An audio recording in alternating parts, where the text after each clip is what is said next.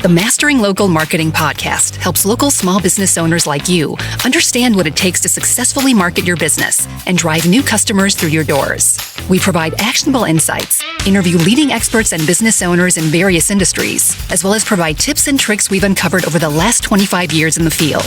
Whether you're starting your business or you've been at it for decades, let us provide you with the education and resources you need to grow your customer base. It's time to start mastering your local marketing. Here's your host, Matt Hanson. Hey, everybody. Welcome to the Mastering Local Marketing podcast. We tape it in the studios at Purdue Northwest, the Strachan Van Til Studios, and we normally tape it. And we are actually running this one live on the radio, which would be WJOB AM and 104.7 FM. And then we're also live in video on the JED TV platforms on Amazon, Apple, Roku. And we're on a couple websites and that kind of stuff. But mostly we are a podcast, and you can listen to us anytime on Apple, Spotify, or iHeart. The star of the show, of course, is a clinical professor here at Purdue Northwest. That's Matt Hanson. Matt, thanks for coming in.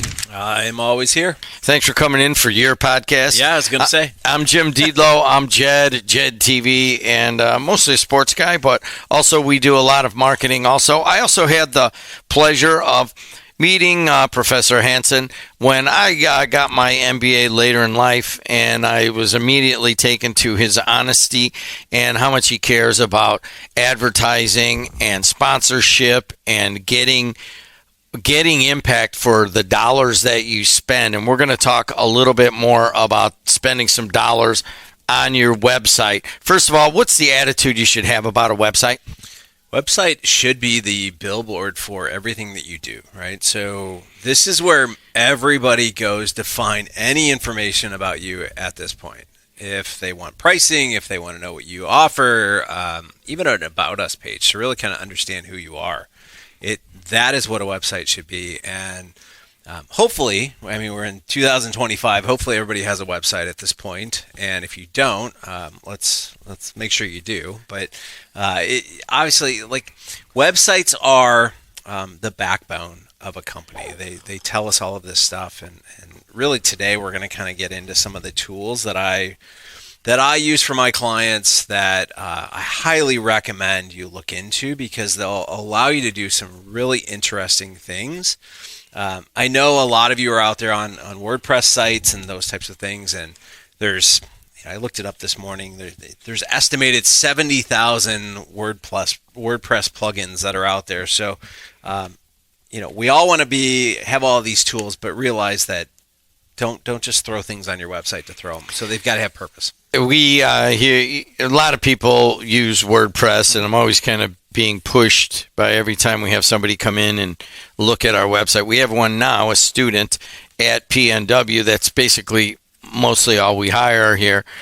People come off the university, and we get really talented people. And the guy comes in and he looks at it, and he goes, we should do this, this, and this about your website, but I'd really like to switch it from Weebly to WordPress, because that's what everybody who designs websites wants to do that. But there are people out there that are listening that are using other services. Sure. And, what do you say to that? They don't have to come over to WordPress. Not at all. Not at all. Use what works for you, right? So, if you're on, Weebly or Wix or any of these other sites, I mean, if it works for you, it's fine. If it satisfies all of those check marks that you look for in a website, stay with where you're at, right? Just because everybody jumps off a bridge doesn't mean that you have to do it as well, right? 5 tools. He likes to go in 5s or 3s and something like that. Let's do it right now. Hotjar, what's that mean?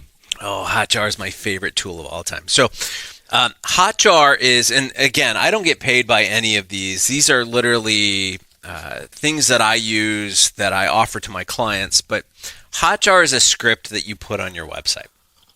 And, many times, and we'll get into a little bit more on analytics, but many times we want to know what's going on our websites. And Hotjar actually puts a script on your website and creates a video snippet of the user interacting with your website. So think of it in terms of, it's if I were to take a video camera, and put it over your shoulder It's creating a video screen, of your laptop or your monitor, and it's showing exactly where you're scrolling.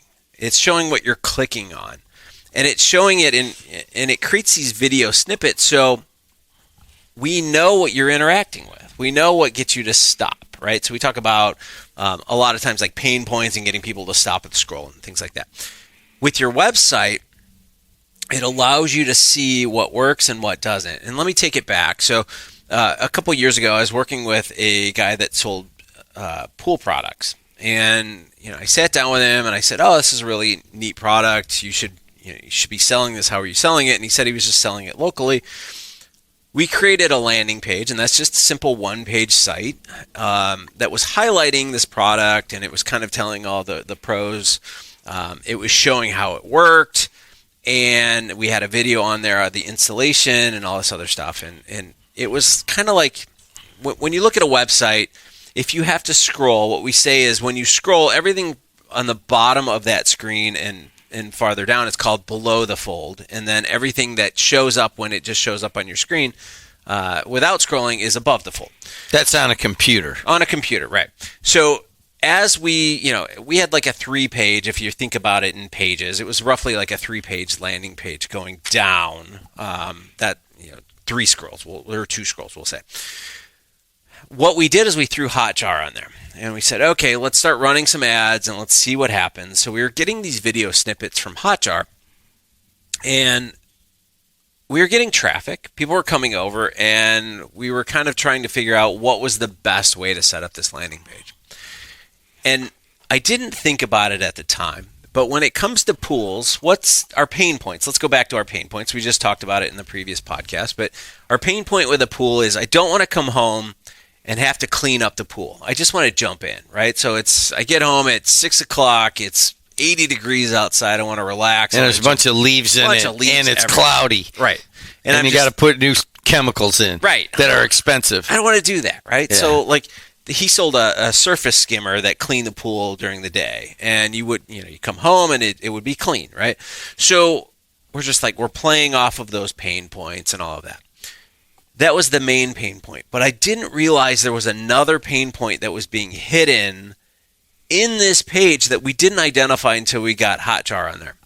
So what we did is we put it on there and we started looking at all the video snippets, and what happened was people were scrolling and they got to the installation video at the very bottom. And it was like a 1.5-minute installation video, which anything with a pool, takes forever to actually install, right? Like you got to hire a plumber or whatever to come in and do all these types of things. But basically it was a video. It showed him taking off this one piece, attaching the new piece, and then it was functioning, and it was 1.5 minutes, right?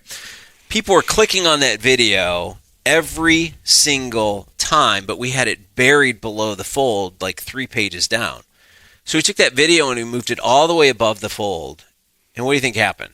Oh. Instantly, people are clicking on that, and they'd scroll down and hit buy now, right? So there was a second pain point that we didn't realize.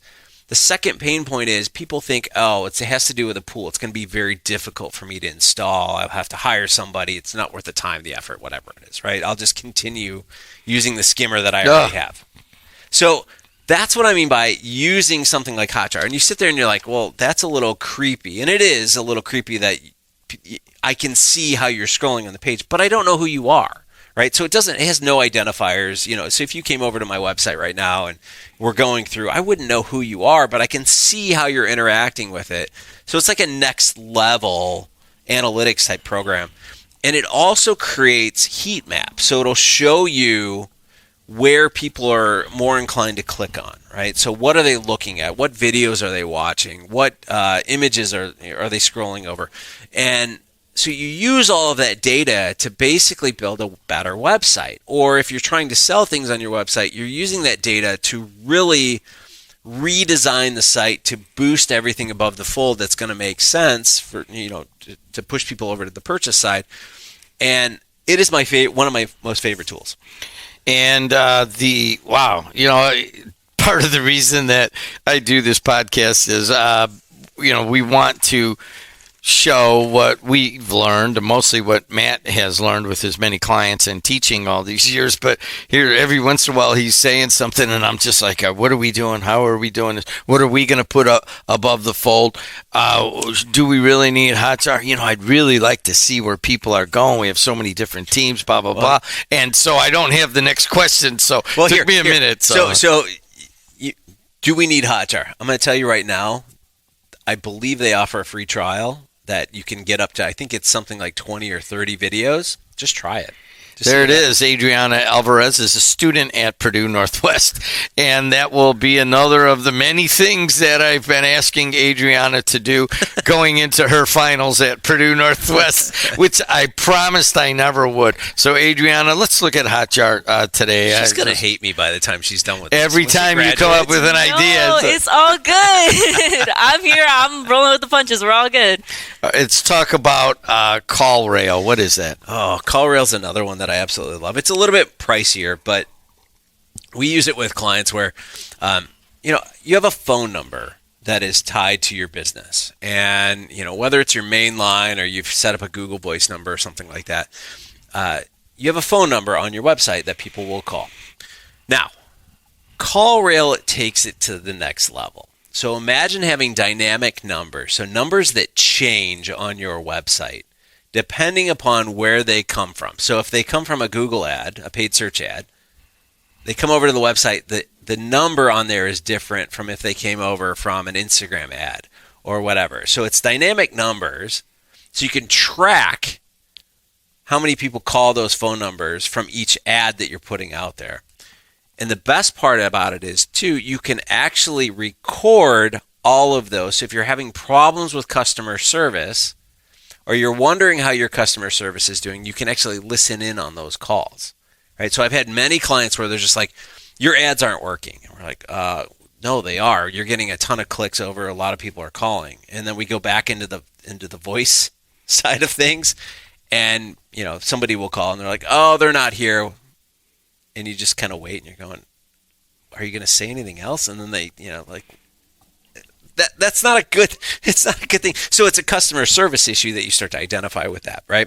But you can also do call flow. So, you could set it up in the system to be like, push 1 for sales, push 2 for customer service, push 3 for, it has all of these really cool tools and all this trackability that is you just integrate into your website, and it allows you to understand, if they're coming over from an ad and they make a phone call from that, you can track that back to the individual ad itself. So you get the theory here behind a lot of this. I know this because I took his classes. The tracking and the following, and it seems a little bit intrusive at times, and we have a little bit of disagreement on that at times. But really, what you're doing is using that tracking not to invade somebody's privacy, but to improve your own website, improve your own service, improve what products you carry at times. And one of the other ways of doing that is trying to figure out what is working on social media and so forth. How do you do proof on this? Yeah, it's just going back to CallRail, it really is an ability to understand what works, right? I love my favorite two are CallRail and Hotjar, right? Like I love promoting those to my clients and those types of things. But as we get over to kind of like social proof and those things, there are other widgets that I like to put on websites. And have you ever gone to a website and you're like, I don't know if I'm going to buy this. Like, this is really kind of cool. And then all of a sudden at the bottom, something pops up that, Matt R. just purchased from Omaha, Nebraska. And you're like, okay. And then another one pops up and it's like, Sarah, blah, blah, blah, from, Wichita. Just like, so you have this social proof that's popping up from orders that are coming through, or maybe it's reviews that are coming through, right? Sarah just reviewed this and this is what it came up, and they just keep popping up, right? So the social proof of it is purchases, it's reviews, it's comments, it's those types of things that pop up. Those are real comments that are popping up, real orders that are popping up. It's not something that you're like, hopefully you're not doing this, but it's not something that people are just padding in there to say, oh, well, here's all the data. But there's plenty of widgets out there that will allow you to do those types of things, right? So to kind of share who's purchasing, who's reviewing, what they say about you. And Trustpilot is one. I don't want to get into the details of each one of them because we can go for days on this. But there are a variety of different ways that we can go about doing it. So you say that there are a number of widgets that you like to put on these websites. Obviously, WordPress has 70,000 of them. CallRail and Hotjar are two of your favorites. Trustpilot will, instead of giving you the video, it'll actually give you the data more of where they're going or how they're coming to you and that kind of stuff. You talk about 70,000 widgets, and you like to. What's one other one you like to put on? So I love to capture emails, obviously, and our audience obviously loves emails because they comment about the emails all the time and everything that we do. But any kind of lead capture, lead magnet, capturing email, I think that is probably the best. I think if you talk to any successful business, it doesn't matter if they're huge or if they're small, it comes down to collecting emails. And there's a variety of ways that you can do this. And, we talked about lead magnets before, but a lead magnet is really just kind of, I'm giving you something of value for you to join my newsletter or my email list. And, it could be a simple tutorial. So if I wanted to, after this episode, if I said, hey, head on over to the website and I will teach you how to set up Hotjar. I mean, obviously, Adriana would be the first person over there because we're going to make her sign up. But that's what I mean. Like, we can put something like that out there, and then people can come over, sign up, and then it redirects them over to a Zoom video or something that we've put out there, right? So I could put out there a PDF that says, here are 10 mistakes a rookie would make with building a website, and create a PDF and put that up there, and somebody would go and sign up for that, right? A lot of people with this podcast, and you're kind of included, Jim, is you ask me questions all the time about marketing, right? So if I go to the audience, and I'm going to throw this out there, I can throw out a lead magnet right now and say, hey, and I realize this isn't a website, but if I said, hey, if you've got a question for me, why don't you just email me, right? So why don't you just email me, and I'm going to throw this out there to the crew. If you have a question on marketing and you want to join my newsletter, just simply email me at askmatt@masteringLocalMarketing.com. That's again, askmatt@masteringLocalMarketing.com, and I will answer a question that you have, right? So it's as simple as that. That was actually pretty easy. In that, I did not know that we had email set up on masteringLocalMarketing.com, and I'm wondering why I don't have one and Adriana doesn't have one, but we will get those shortly, yes. GA4, pretty well-known term in the marketing world, but there's all sorts of people that are listening. What are you talking about?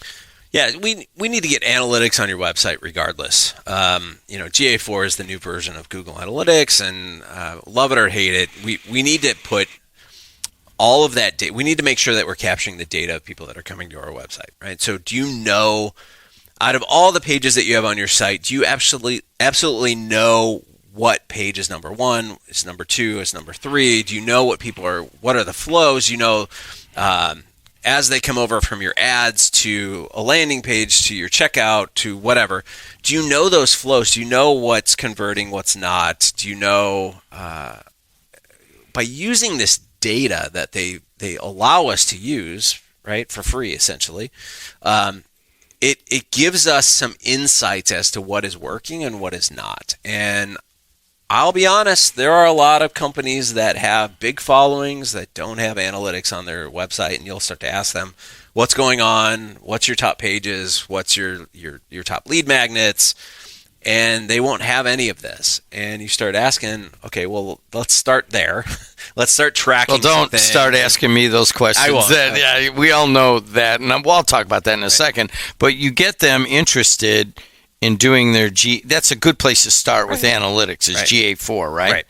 Yeah. So, if you don't have analytics on your website, you're basically just think of it in terms of old school. You're printing a flyer, putting it on a car somewhere, and that's the end of it. You don't know what's going on from there. You don't know if they ever visited. You don't know if they ever called. You don't know if they've ever become a customer.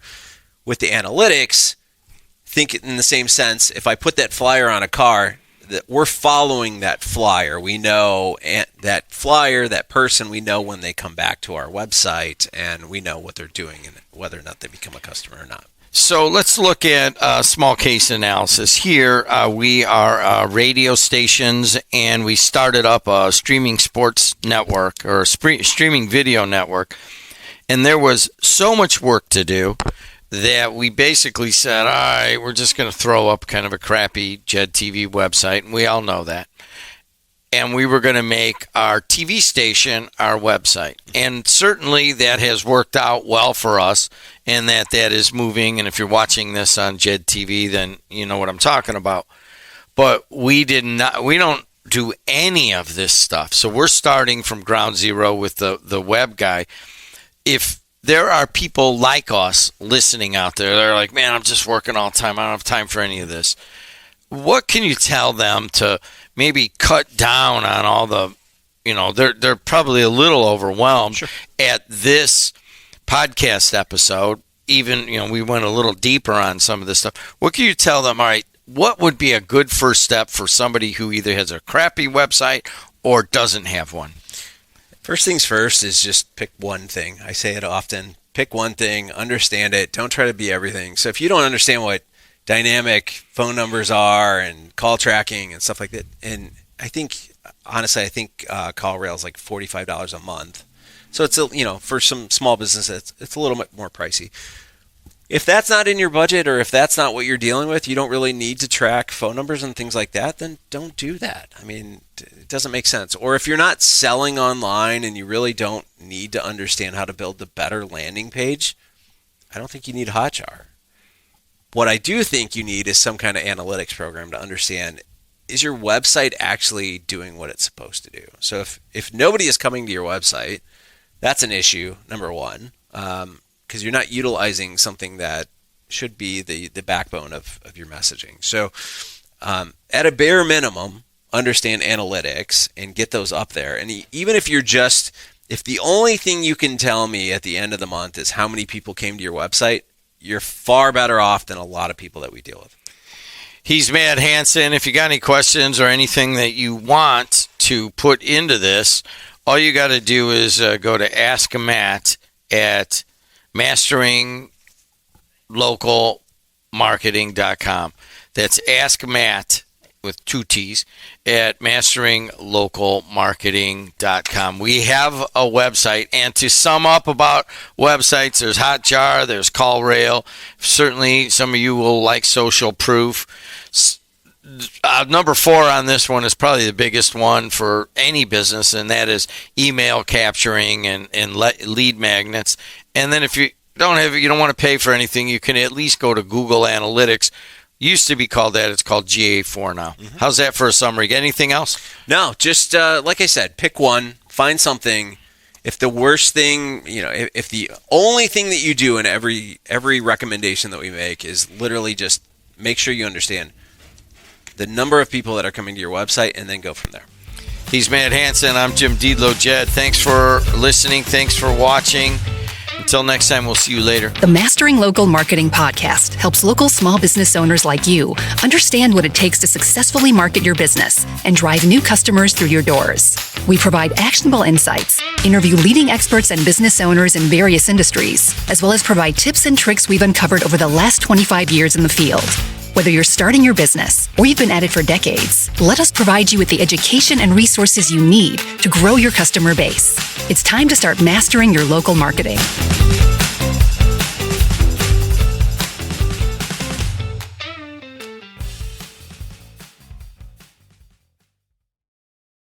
Fall is all about cozy comforts, but when you're prioritizing your health, it's easy to feel like you're missing out. With Hero Bread, you can enjoy all your fall favorites because they're made with Hero Bread sliced bread loaves, tortillas, bagels, dinner rolls, and more. Try their all-new Hero Noodles with 12 grams of protein and just 80 calories. So skip replacing every carb with cauliflower and indulge in your breakfast, lunch, and dinner time favorites while still hitting your goals. From breakfast bagels and meal prepped enchiladas to mouth-watering burgers and cheesy noodles. You won't believe Hero Bread's options have 0 to 5 grams net carbs and are high fiber from the taste and texture. They've even got small batch drops of indulgent favorites like the popular Hero Croissant. And right now, Hero Bread is offering 10% off your order. Go to hero.co and use code FALL25 at checkout. That's fall25 at hero.co. All figures are per serving of Hero Bread. Contains 2 to 18 grams of fat per serving. See the product nutrition panels on hero.co for more information.